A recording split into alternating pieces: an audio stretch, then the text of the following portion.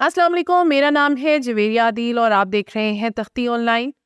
अब ज़रा बात करते हैं केमिकल रिएक्शंस की जो केमिस्ट्री की कोर हैं। केमिकल रिएक्शंस में हम ये देखते हैं कि कौन कौन से कंपाउंड्स एक दूसरे से रिएक्ट करते हैं।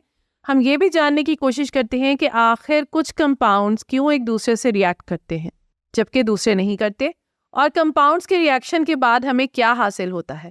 एक और बहुत बुनियादी चीज़ जो समझने की ज़रूरत है वो ये है कि वो कंपाउंड्स जो एक दूसरे से रिएक्ट करते हैं इन्हें रिएक्टेंट्स कहा जाता है, और वो कंपाउंड जो रिएक्शन के नतीजे में बनते हैं इन्हें प्रोडक्ट्स और बाय प्रोडक्ट्स का नाम दिया जाता है। बाय प्रोडक्ट्स दरअसल किसी भी रिएक्शन की सूरत में इजाफी तौर पर हासिल होने वाला कंपाउंड है जिसका हसूल रिएक्शन का मकसद ना था। केमिस्ट्री में रिएक्शंस की बहुत सी अकसाम है जिन्हें मुख्तलिफ कैटेगरीज में तकसीम किया गया है, जैसा कि सिंगल रिप्लेसमेंट रिएक्शन जिसमें एक कंपाउंड का एक एटम किसी दूसरे एटम से बदल जाता है। डबल रिप्लेसमेंट रिएक्शन में दो रिएक्ट करने वाले कंपाउंड्स एक दूसरे से एक एक एटम का तबादला कर लेते हैं। डीकम्पोजिशन रिएक्शन में एक कंपाउंड टूटकर दो या दो से ज्यादा कंपाउंड्स में तब्दील होता है। वो रिएक्शन जिसमें इलेक्ट्रॉन्स एक रिएक्टेंट से ट्रांसफर होकर दूसरे रिएक्टेंट के पास जाते हैं ऑक्सीडेशन, रिडक्शन या रेडॉक्स रिएक्शन कहलाता है। ऑक्सीडेशन का मतलब है किसी एटम का एक इलेक्ट्रॉन देना, जबकि रिडक्शन का मतलब है किसी एटम का कम अज कम एक इलेक्ट्रॉन लेना। लेकिन हर तरह का रिएक्शन कुछ बुनियादी असूलों के मुताबिक होता है जिन्हें केमिकल लॉज कहा जाता है, जैसा कि law of conservation of energy और law of conservation of mass वगैरह। ये दो बुनियादी असूल ऐसे हैं जिनको फॉलो करते हुए केमिस्ट्री में हर तरह का रिएक्शन होता है।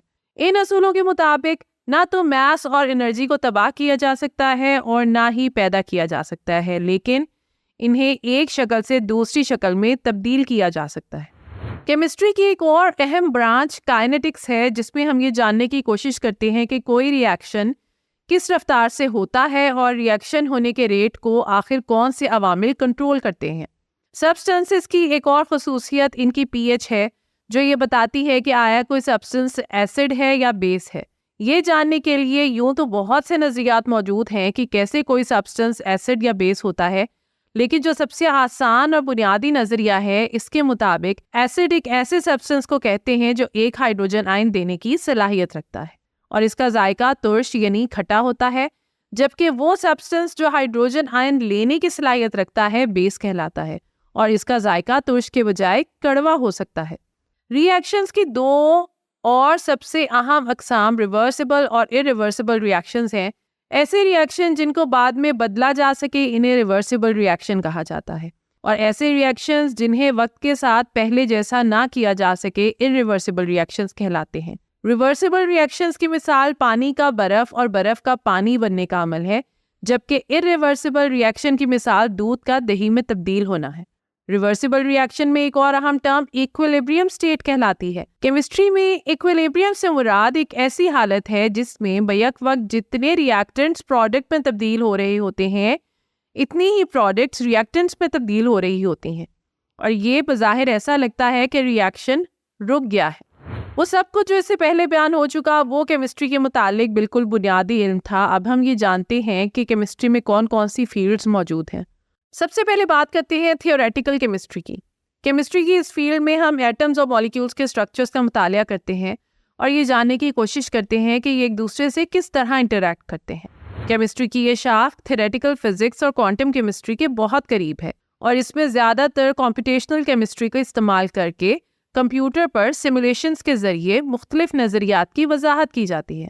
केमिस्ट्री की एक और फील्ड फिजिकल केमिस्ट्री के नाम से जानी जाती है। इसमें हम केमिकल सिस्टम्स की फिजिक्स के मुतालिक स्टडी करते हैं, जैसा कि इनकी energy, force time, motion, thermodynamics और क्वांटम खसूसियात वगैरह। अगर हम इसी सिस्टम की इलेक्ट्रॉनिक प्रॉपर्टीज़ का मुतालिया करें तो ये ब्रांच इलेक्ट्रॉनिक केमिस्ट्री कहलाती है।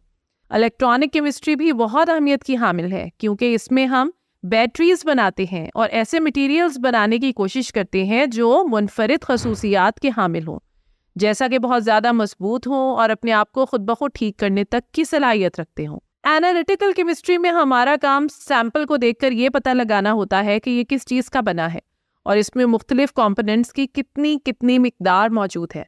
केमिस्ट्स ने ऐसी बहुत सी टेक्निक्स निकाल रखी हैं जिनका इस्तेमाल करके हम किसी भी सैंपल की खसूसियात के मुतालिक मालूमात इकट्ठी कर सकते हैं। रिवायती टेक्निक्स में वेट केमिकल टेक्निक्स जैसी टेक्निक आती हैं, जिसका इस्तेमाल करके हम मुख्तलिफ मिक्सचर्स को इनके बॉइलिंग पॉइंट पर एक दूसरे से अलग कर सकते हैं। जबकि जदीद टेक्निक्स में क्रोमैटोग्राफी वगैरह आती है, जिसमें मुख्तलिफ कंपाउंड्स एक सोल्यूशन में मुख्तलिफ रफ्तार से हरकत करते हुए एक दूसरे से अलग हो जाते हैं। इसके अलावा दूसरी भी बेशुमार टेक्निक्स हैं, जैसा कि स्पेक्ट्रोस्कोपी और मैस स्पेक्ट्रोस्कोपी वगैरह, जिसका इस्तेमाल करके हम सैंपल के कंपोनेंट्स को एक दूसरे से अलग कर सकते हैं। अब बात करते हैं इनऑर्गेनिक, ऑर्गेनिक और बायोकेमिस्ट्री की, जो केमिस्ट्री की सबसे वसी फील्ड्स हैं। ऑर्गेनिक केमिस्ट्री और बायोकेमिस्ट्री दरअसल जिंदा जानदारों के मुतालिक है, जबकि इनऑर्गेनिक केमिस्ट्री में हम जिंदगी के अलावा चीज़ों की केमिस्ट्री का मुतालिया करते हैं। इनऑर्गेनिक केमिस्ट्री में हम जितने भी कंपाउंड्स का मुतालिया करते हैं वो सभी इंसानों की तरफ से बनाए गए, जैसा कि केमिकल्स, खादें, अद्वियात, डिटर्जेंट्स, पिगमेंट्स, पेंट्स, फ्लूइड्स और फ्यूल्स वगैरह हैं। ऑर्गेनिक और इनऑर्गेनिक केमिस्ट्री के दरमियान भी केमिस्ट्री की एक शाख मौजूद है, जिसे ऑर्गेनोमेटालिक केमिस्ट्री का नाम दिया गया है। इसमें हम इनऑर्गेनिक कंपाउंड्स का मुतालिया करते हैं जो मेटल्स के साथ जुड़े होते हैं। ये कंपाउंड्स आमतौर पर केमिकल इंडस्ट्री में बतौर कैटलिस्ट भी इस्तेमाल होते हैं। ऑर्गेनिक केमिस्ट्री में हम जिंदगी के मॉलिक्यूल्स और इनके स्ट्रक्चर्स का मुतालिया करते हैं। इसमें हम बुनियादी तौर पर हाइड्रोकार्बन्स, यानी वो कंपाउंड जो कार्बन और हाइड्रोजन से मिलकर बनते हैं, इनका मुतालिया करते हैं। इसके अलावा इसमें इन कंपाउंड्स का मुतालिया भी किया जाता है जो ऑक्सीजन और नाइट्रोजन से मिलकर बनते हैं। ऑर्गेनिक केमिस्ट हमेशा इस कोशिश में मसरूफ़ रहते हैं कि ऑर्गेनिक केमिस्ट्री का इस्तेमाल करके ऐसे नए ऑर्गेनिक कंपाउंड्स बनाएं जो अपनी खसूसियात के लिहाज से मुनफरिद हों। ऑर्गेनिक केमिस्ट्री ही की मरहूने मिन्नत हमने अपनी ज़रूरियात की बहुत सी चीज़ें बनाई हैं, जैसा कि pesticides, lubricants, flavours, preservatives, fragrances और पॉलीमर्स वगैरह। ऑर्गेनिक केमिस्ट्री ही की एक शाख बायोकेमिस्ट्री है, जिसमें हम बैक वक्त बायोलॉजी और केमिस्ट्री का मुतालिया कर रहे होते हैं। बायोकेमिस्ट्री में हम जानदारों के अंदर होने वाले मुख्तलिफ अवामिल और रिएक्शंस का मुतालिया करते हैं। बायोकेमिस्ट्री में हम ऐसे कंपाउंड्स का भी मुतालिया करते हैं जो खुद तो इनऑर्गेनिक हैं लेकिन ज़िंदगी के लिए बहुत ज़रूरी हैं, जैसा कि पानी और मिनरल्स वगैरह। इसके अलावा बायोकेमिस्ट्री में हम बहुत पेचीदा मॉलिक्यूल्स का मुतालिया भी करते हैं, जैसा कि फैट्स, प्रोटीन्स और डीएनए वगैरह। बायोकेमिस्ट्री के मुताबिक मॉलिक्यूल्स की अहम 4 अक़साम हैं, जिन्हें बायोमॉलिक्यूल्स कहा जाता है। सबसे पहले कार्बोहाइड्रेट्स आते हैं, जिनमें एनर्जी स्टोर होती है और ये ऑर्गेनिज्म के स्ट्रक्चर को सहारा देने के लिए भी कारआमद साबित होते हैं। इसके बाद लिपिड्स हैं जो फैट्स बनाने का काम करते हैं। तीसरे नंबर पर प्रोटीन्स हैं जो बहुत बड़े मॉलिक्यूल्स हैं और अमाइनो एसिड से मिलकर बनते हैं, जो जिस्म में मुख्तलिफ तरह के काम सरअंजाम देते हैं। चौथे और आखिरी नंबर पर न्यूक्लिक एसिड्स हैं जो जेनेटिक इन्फॉर्मेशन को एक जगह से दूसरी जगह ले जाने का काम करते हैं। तो ये थी आज की वीडियो। उम्मीद करती हूँ कि ये वीडियो आपके लिए बहुत इन्फॉर्मेटिव और दिलचस्प रही होगी। आपसे गुजारिश है कि वीडियो को लाइक करें और ऐसी ही मज़ीद दिलचस्प, इन्फॉर्मेटिव और एजुकेशनल वीडियोस के लिए हमारे चैनल तख्ती ऑनलाइन को सब्सक्राइब करके बेल आइकॉन को भी लाजमी प्रेस कर लें। शुक्रिया। मिलते हैं ऐसे ही किसी नई वीडियो में। मुझे दीजिए इजाज़त। अल्लाह हाफिज़।